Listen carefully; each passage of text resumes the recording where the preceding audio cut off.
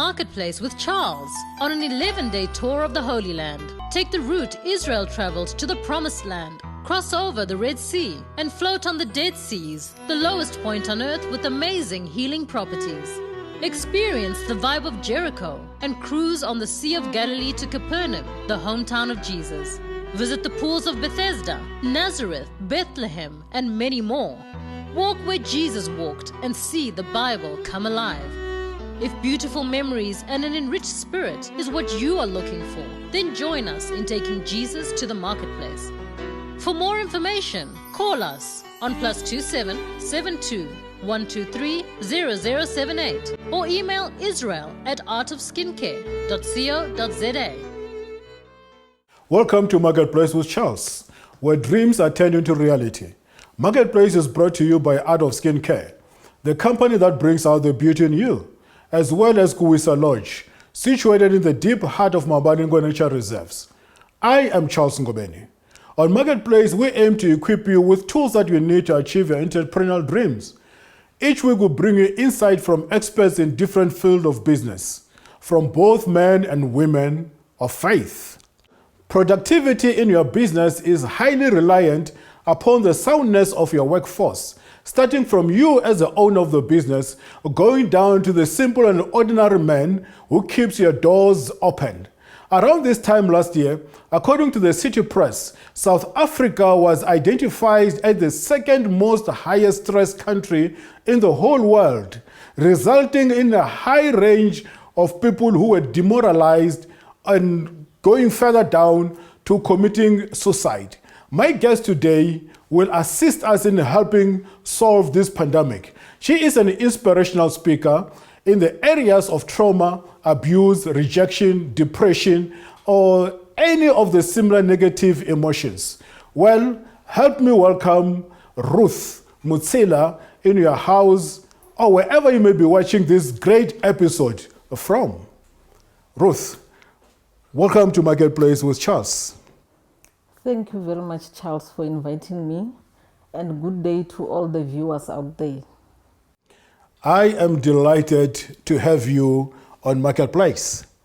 You know, one of the reasons why I'm delighted is that you are not an ordinary woman, but you are dynamite, especially in your area of expertise. If you do not mind, do you want to tell the viewers about your background, where you come from, as far as your work is concerned? Thank you very much, Charles. I grew up in a Christian home where both parents were working as teachers. I had a stable home, but as I grew up, things happened in life. Life happened. I studied as a teacher, meaning that I'm a teacher by profession, but I never got to teach. I ended up working at a government department, health department, as an admin clerk, then promotionally to be a procurement officer. But because of the traumas that I went through in life, I decided to then venture to what I'm doing now as an inspirational speaker. I went through depression, which was caused by being gang raped by 3 guys. I was gang raped by 3 guys, which I never told anyone for 16 years. So I kept it to myself for 16 years. And then I was married, and my marriage was not okay. There were a lot of things that happened when I was married. And I wanted more kids, but I couldn't have more kids, which means my spouse ended up having 2 babies while we were married with another woman. So while I was working, I was also demoted at work. I was demoted. And after the divorce, my finance was not good. It was bad. Where my car was repossessed, they came and fetched it from work. And I lost my father through cancer, and my brother got burned through electricity at work. So I was in and out of hospital due to depression. And I've been rejected several times, meaning that I dated before I got married, and I also dated after we got married. But it was not easy. It's not easy out there to get someone that will love you and appreciate you the way you are. So all these things that happened to me ended up being something that I want to tell people about, to say, guys, you can overcome this by forgiveness, by communicating, by seeking help. So I ended up opening a foundation. I have a foundation, Rutheology Conversations, where I help people that went through the same traumas that I went through, because I've done it all. I know it, and I've done it all. So meaning that I can, and I have experienced everything, meaning that I can talk to anyone and help anyone to overcome it. And that's what I'm doing now. I ended up resigning from my work, and I'm doing now inspirational speaking full time. Ruth, let me take you a little bit back. I need to understand something here.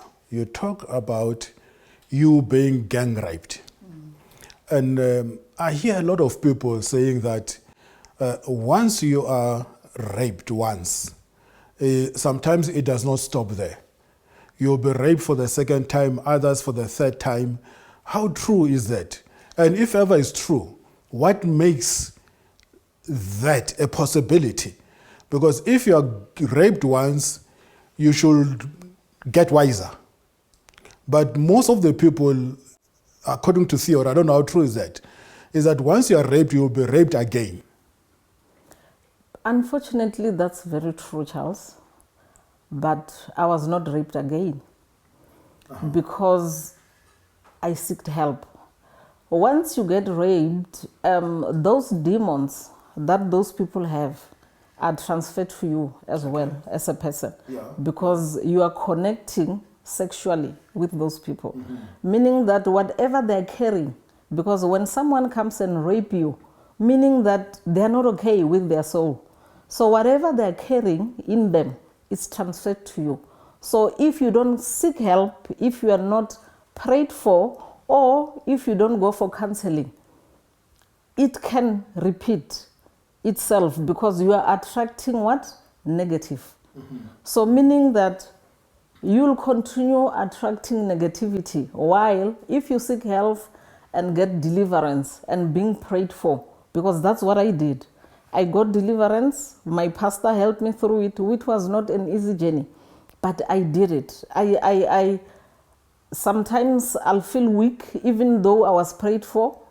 Then I go back again, but I'm still feeling this way. And until you get better, you need to seek help. So because if you don't, that thing is in you and you live with it for the rest of your life. I've met people where they're raped 4 times. As you are saying, it's very true. But I believe that with help, you can overcome that. I am glad that you overcame it. And now you are in a position to help other people. But you also make me understand, because I never understood why a person could be raped 2, 3, 4 times. So the secret is getting Rutheology to help you. Amen. But then, let's talk about your divorce a little bit. You said your car was repossessed. What can you say to a woman, especially women out there, who are going through divorce and they lose everything while the husband is still driving a Mercedes? It's a very hard topic, that one, because unfortunately women, we are soft. So being soft makes us very vulnerable. Meaning that if someone is telling you that I'll do 1, 2, 3 for you, let's say you're getting a divorce, and someone says, I'll continue supporting you, and you believe that, while they're not. Our trust that we have to our spouses is killing us. Meaning that if you find yourself in that situation, make sure your things are secured. And it's a pity that most our marriages are in community of property, because you have to share everything, good or bad, when you divorce. And you'll end up having nothing. Because when I divorced, I had loans that I took when we opened our business. Because I was working for business, I was secured. But I still had to pay my loans even after the divorce, because I was afraid that if we had to share even our funds, then my pension will also be attached. Yes. Yeah. So we had to say, okay, go with your dads, I'll go with my dads. So I paid my loans for more than 7 years, because I'll keep on revolving it, because I can't cope. I have my son, I'm staying in a flat, until my car was repossessed because I couldn't cope. Well, Ruth, take me through the impact of negative emotions in a workplace. That's a very serious case, because people are different. Because people are different, they grew up different. The way we do things different. Meaning that if you grow up being a bully where you are, you'll take that to work. And your subordinates sometimes will suffer from that. Communication is the core. If you don't understand each other with your boss or your subordinate, the foundation is to sit down and talk. Because if you don't talk about it, then there's anger which is carried and transferred. Yeah. You'll end up not performing well at work because there were issues that were not resolved well. Remember, people are different, meaning that you do things your way, I do things my way, though the results will be the same. But it doesn't mean that I must do it your way. But if we understand that we're human and we're different and we're not perfect, then our workplace will be very much better. And the core is communication. Sitting down and say, Ruth, I see 1, 2, 3. How can I help as your supervisor? How can I help as a friend? You know, it will be much better if we better communicate. I think communication is the key. At workplace, even communication has been identified as one of the basic causes of divorce. Communication is a source of misunderstanding. Would you agree with me? It's very true. It is, because one of the things that I've realized at work where I was working as a procurement officer, we'll have several disagreements while it could have been avoided. Because you'll do something and someone will come and attack you rather than coming and say, Ruth, this is not what I want from you. I expect 1, 2, 3. But they'll come to you and shout at you in front of everybody, meaning that you'll be defensive. You'll be on a defensive mode. And the minute you get defensive, you are going to respond, not in a nice way. Wow. So communication is very much important. Great. Well, viewers out there, as you have heard it from Ruth of Rutheology, she is here to help you. She is here to assist you. She has walked this journey. She has been abused, she has been divorced, and she is the right person to assist you. After the break, we'll take it from there.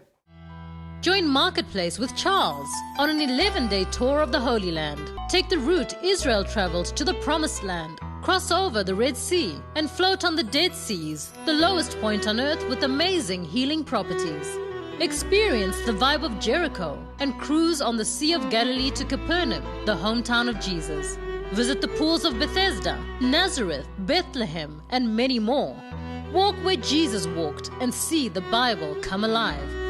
If beautiful memories and an enriched spirit is what you are looking for, then join us in taking Jesus to the Marketplace. For more information, call us on +27 72 123 0078 or email israel@artofskincare.co.za. Welcome to Marketplace with Charles. I am still stunned by the great guest that I'm sitting with today, Ruth from Rutheology. You know, she has decided to come out from the closet and become vulnerable just for your sake and my sake. I am also getting helped here. I'm learning a lot from here. Ruth, there are people that you're helping. How do you get these people? Or do they just phone you? Do they just come to you? How do you get what I will call your client base? Social media is helping a lot, because when I launched 2 years ago, I had to do a poster and open a Facebook page where I post everything that I do there. So through social media, that's where people notice me, and that's where I advertise myself. And sometimes referrals.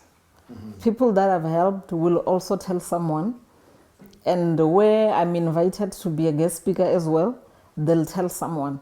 So word of mouth, referrals, and social media. That's how I get people to come for my assistance. When they come to you, do they open up as well, like you did today? Yeah, it's hard. It's not everybody who opens up, but when they open up, some other people, they don't want someone to know about it. Like it's you and them, you help them, it ends there.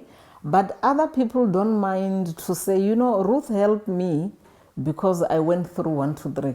So they do open up, but it takes a journey. It takes several sessions that we do together for them to open up and realize that it's not their fault. Because not opening up mostly is caused by people being ashamed or feeling that if they open up, they'll be blamed or they'll be criticized or they'll be judged. So that's why people don't come out. But if you come out, it's a sign that you have accepted the situation and you are willing to go out there and help other people. Tell me, do you plan to open a wellness program for the corporates, or do you have one already? As a teacher by profession, I'm qualified actually to facilitate. And I also did facilitators program. I'll be registered with CETA very soon, meaning that I'll be able to, if my wish, I can say my wish basically is to one day have an institution where corporate people can come and being trained for these things. Because corporate people are the people that are mostly vulnerable to these situations. Meaning that you go through what you went through at home, and then when you go to work, you transfer that, and it affects everybody at work. So wellness program is very, very important. And my wish one day is to have a wellness program which is known all over the world, where I can go and help people by all these things that we go through. Because each and every one of us have got through some trauma, one way or the other. Everybody, meaning that everybody needs help. And if we have those programs, it will be easy. I'm doing that at the moment, though I'm limited to do it because I'm not yet known very much. But the minute I'm known and the minute I'm invited, then it will have more impact to corporate worlds and everybody else who needs it. You know, you are underestimating your influence. You are saying you are not that well known when I've seen you in a lot of TV stations giving the talks. I guess what I mean is I'm not where I want to be yet. I still want to go beyond, to rise beyond, where maybe I'll have my own TV show like you know. Let me tell you something. I'll guarantee you, there will never be a day where you say you have achieved. Because the minute you think you have achieved, there will be another challenge on top of that. Yeah. When you take the next step, the next challenge, when you think you're achieving it, there will be another challenge on top of that. But anyway, having said it, what would you say to a boss who is abusing his workers? Because we know some of the people there that are in our employ, they got these promotions through some other ways, maybe sexual abuse in the process. What would you say to those bosses? And what would you say to these employees who got this promotion through these other means? That's something that we live with on a daily basis. If you can look at it, Charles, it's very hard to get work out there these days. People, nepotism is there, and I don't think it will end in the near future. We have a lot of people that get work because of favors, because some of them even sexual favors. But we can't actually blame them because a job is hard to find. We have people that have degrees, that have qualified to do a certain job, but they don't get a chance to work. And you get someone who has authority to say, Ruth, if you sleep with me, you'll get this job. You'll do it because you, at the end of the day, you want to support your family. Even though your being as a Christian doesn't allow you to do that. But because you look at the poverty, at your children struggling, not being able to afford anything, you do it. So I'll say to the people that are bosses, that are fortunate to own better jobs than others, treat others well. Remember that they're also human beings and they're not perfect. You are also not perfect. And someone who abuses someone or bullies someone, that person have gone through something traumatic as well. Meaning that sit down as Ruth, as a boss, and introspect yourself and say, Ruth, am I treating my people well? Will I like someone to treat me this way? That way you'll realize that you are not perfect, and then you'll seek help to be a better boss. Because a better boss listens. You must listen and then communicate. Tell me, what would you say is a remedy to these negative emotions that we spoke about earlier on? Negative remedy is seeking help, as I've said before. Yeah. Because forgiveness, if you don't seek help, you won't be able to forgive. There are different kinds of people that help you to get help. You can go to your pastor or a good friend that you trust well. Remember to go to someone who you trust very well, because you don't want someone to talk about your story to somebody else in a wrong way. So you get someone you trust who can assist you go through the process of forgiveness. Because the challenge is forgiveness. If you do not forgive that person, you'll hate that person forever. And the minute you have anger problems, you are not going to forgive. So you go through the process, you read about it. I've read several books about forgiveness, stress, how do I deal with it, and how must I treat the other person.